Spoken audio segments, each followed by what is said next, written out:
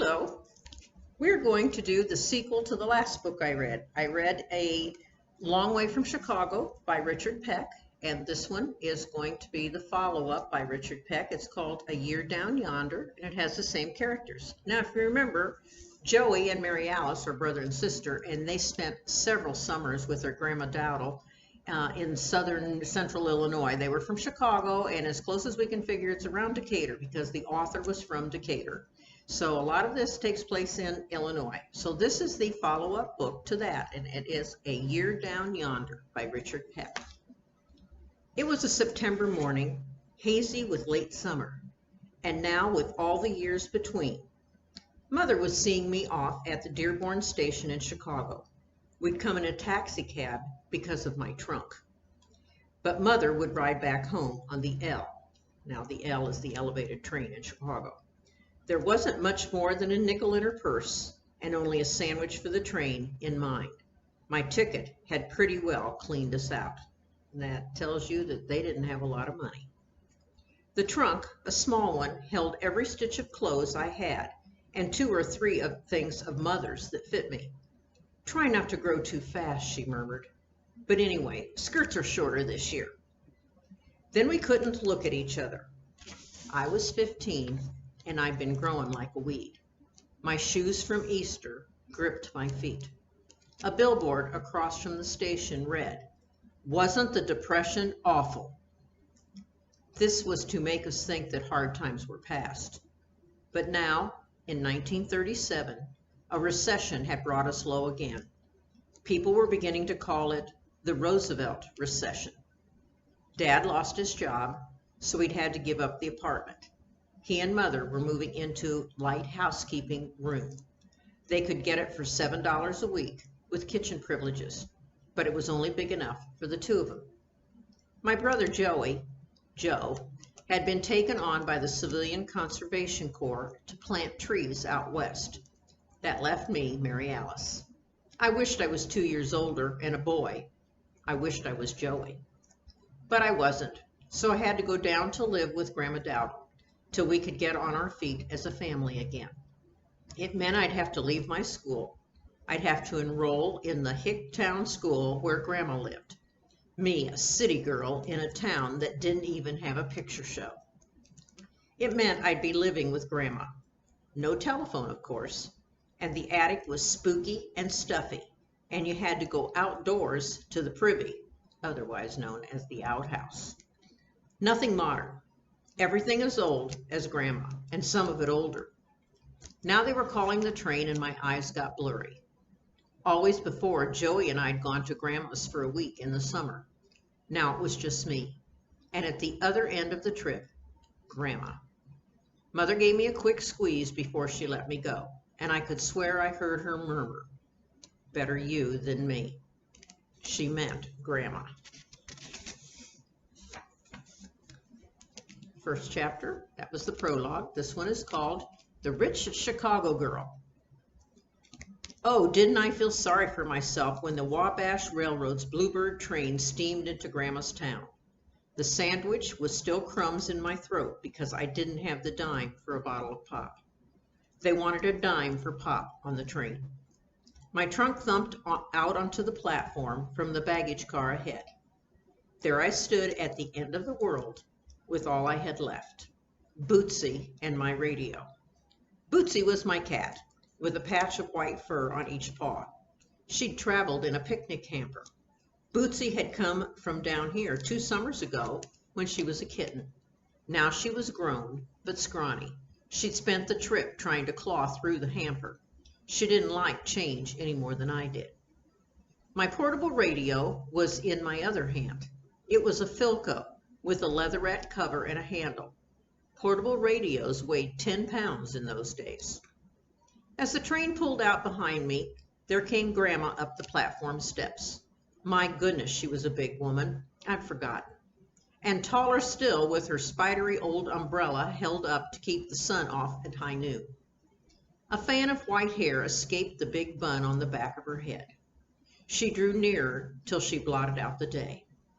You couldn't call her a welcoming woman, and there wasn't a hug in her. She didn't put out her arms, so I had nothing to run into. Nobody had told Grandma that skirts were shorter this year. Her skirt tails brushed her shoes. I recognized the dress. It was the one she put on in hot weather to walk uptown. Though I was 2 years older, 2 years taller than last time, she wasn't one for personal comments. The picnic hamper quivered and she noticed. "What's in there?"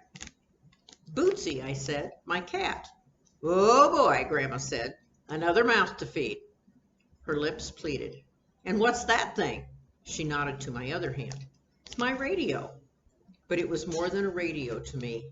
It was my last touch with the world. "That's all we need."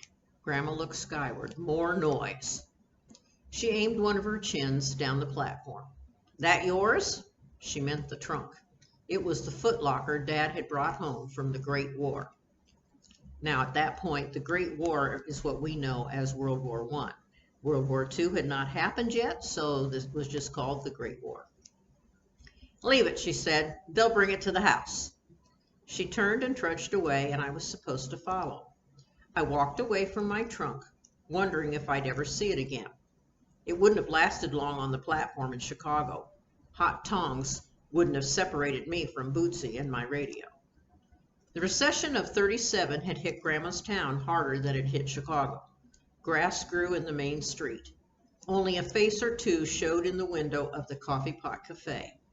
Moore's store was hurting for trade, and Wiedenbach's bank looked to be just barely in business. On the other side of the weedy road, Grandma turned the wrong way, away from her house. 2 old slab-sided dogs slept on the sidewalk. Bootsy knew because she was having a conniption in the hamper, and my radio was getting heavier. I caught up with Grandma. "Where are we going?" "Going?" she said, the picture of surprise. "Why, to school. You've already missed nearly 2 weeks. "School?" I'd have clutched my forehead if my hands weren't full. "On my first day here?"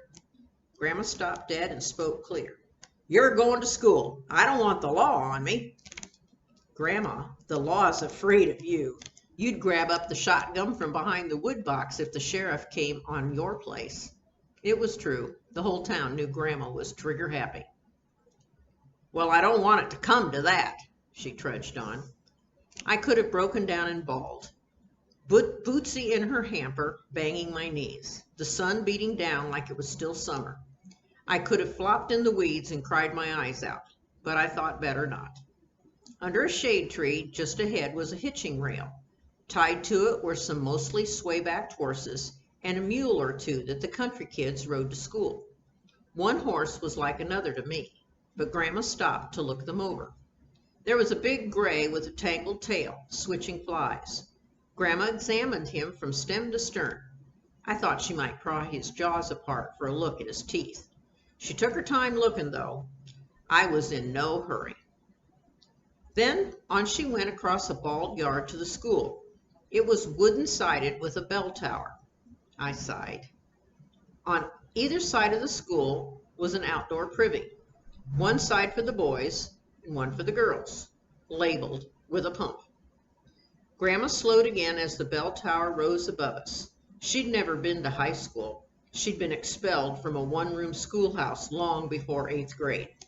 I happened to know this. Crumbling steps led up to a front entrance. Somebody had scrawled a poem all over the door. Ashes to ashes, dust to dust. Oil them brains before they rust. Steps led down to the basement under the front stoop. Grandma went down there, closing her umbrella. The basement was one big room. A basketball hoop hung at either end, but it didn't look like the gym to me. It smelled like one, though. A tall, hollow-cheeked man leaned on a push broom in the center of the floor. "Well, August," Grandma boomed, and the room echoed. This woke him up. When he saw Grandma, he swallowed hard. People often did. He wore old sneakers and a rusty black suit under a shop apron. His necktie was fraying at the knot. "I brought this girl to be enrolled," Grandma indicated me with a thumb. She didn't say that I was her granddaughter. She never told more than the minimum. I stood there, 15, trying to die of shame.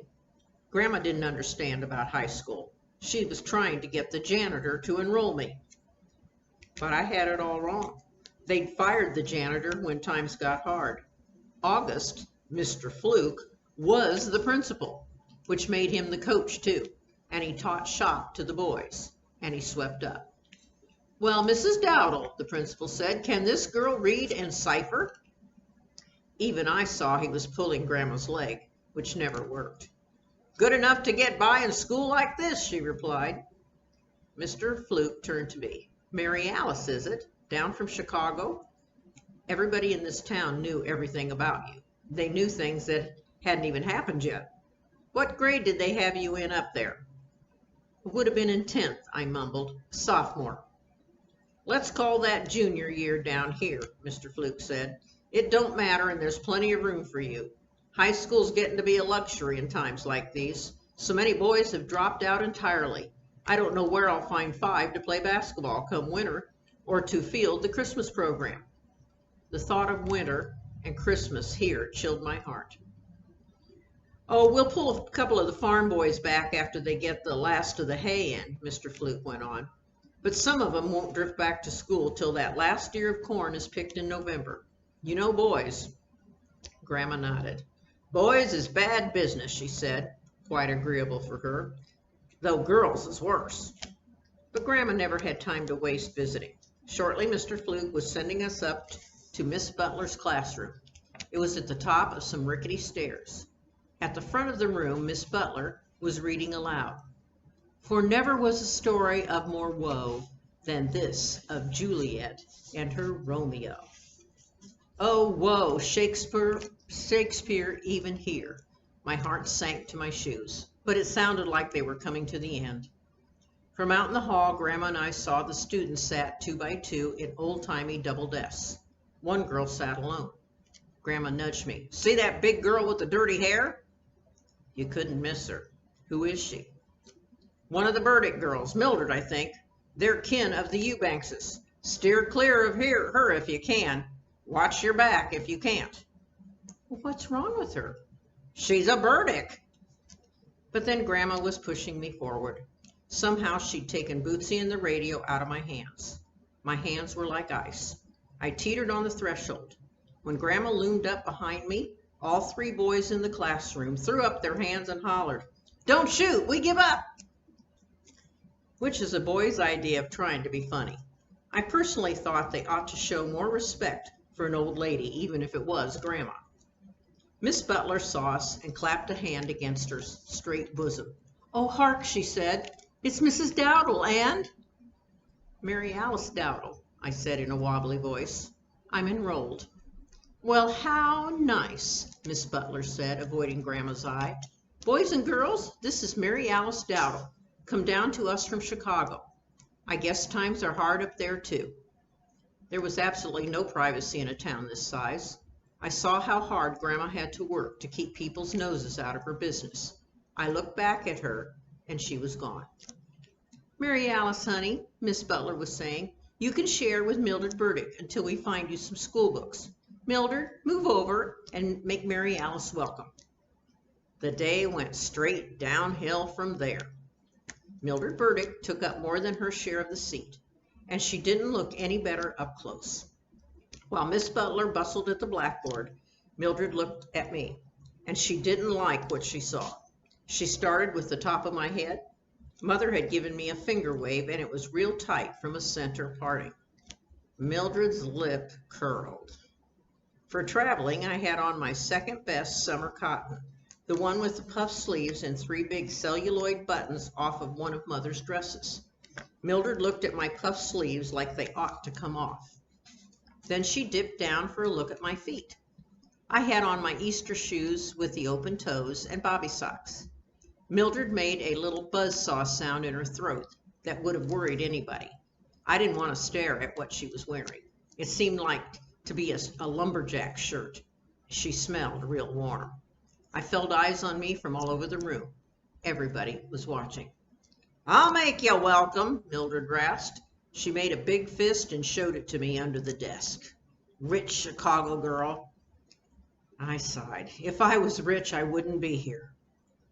Now Mildred was in my face. She had one blue eye and one green. Burdicks did, but I didn't know that then, and it was distracting. "Where all did you get that dress?" Her breath took mine away.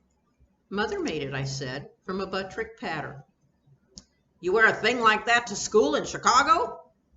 I nodded, helpless. "How big is that school up in Chicago?" "I don't know, about 1,000 kids." I wondered if Miss Butler was ever going to turn around from the blackboard. Mildred's eerie eyes widened. "Liar," she said. "You owe me $1, rich Chicago girl." Now somebody tapped my arm just below that puff sleeve. A starved-look girl with big eyes was leaning across from her desk. I didn't know her, of course, but she turned out to be Ina Ray Gage. Her lips were in my ear. "Don't mess with Mildred," she said moistly. "She ate my lunch." "She wants $1, I whispered back. "Don't cross her." "Better settle with her," Ina Ray whispered in return. "She'll follow you home. She does that." Mildred jabbed me. Her arms were big, but her elbow was sharp. "You owe me $1," she reminded, "and I ain't afraid of your grandma. You ought to see mine. Mine drinks straight from a bottle and wears tar all over to keep off the fleas.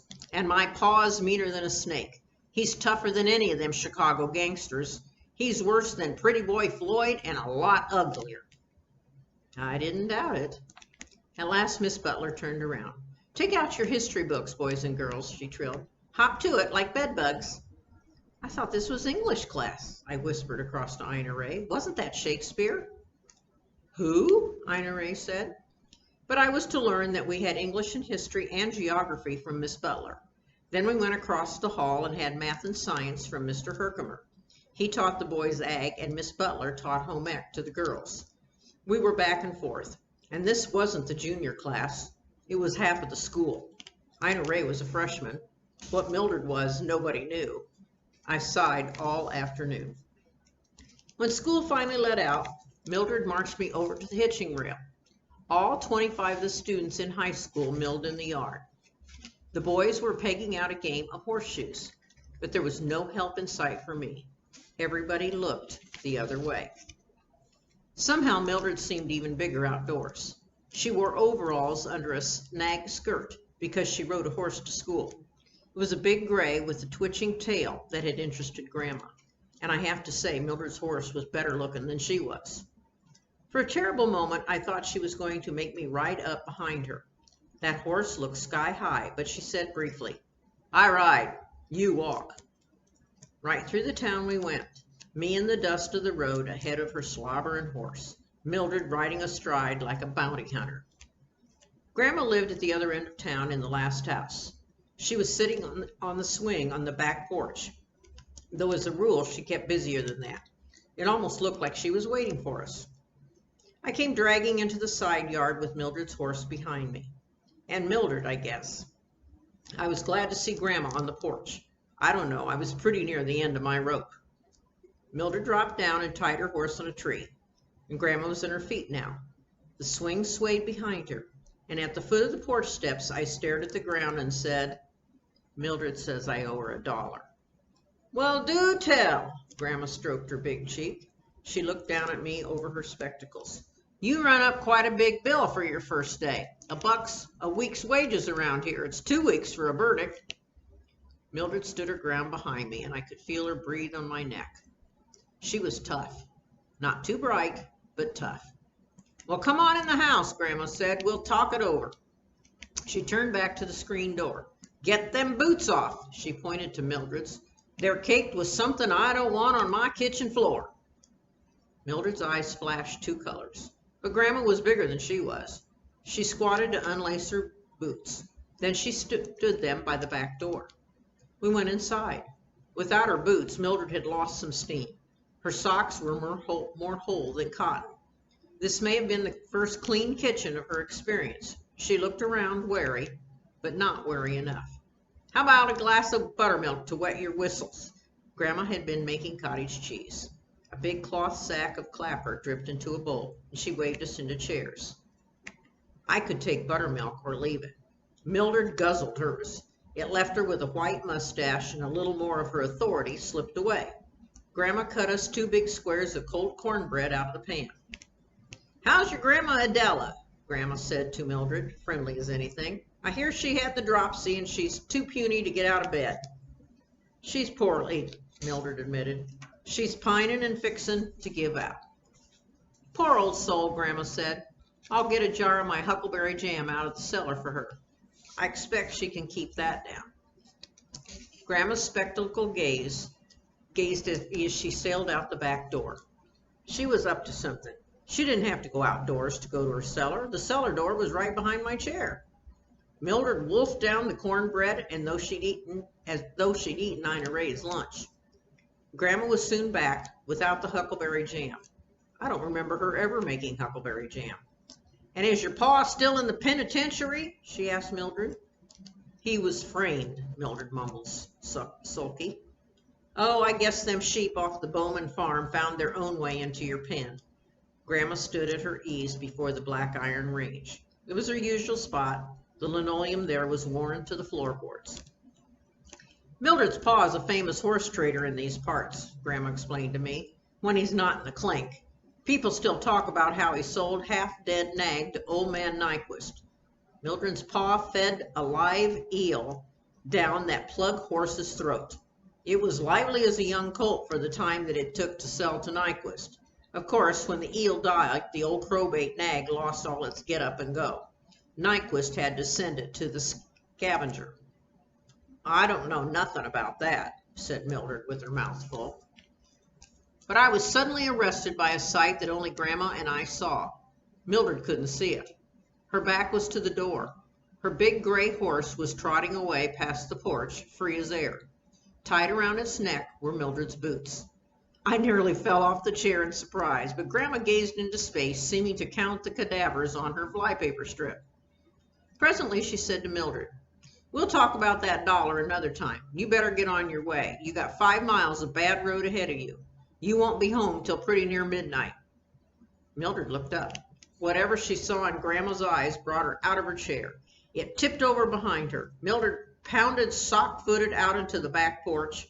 The horse was gone. When she grabbed for her boots, they were gone too. She tore off the porch, heading for the road, looking both ways, but the horse was out of sight. Grandma latched the screen door behind her.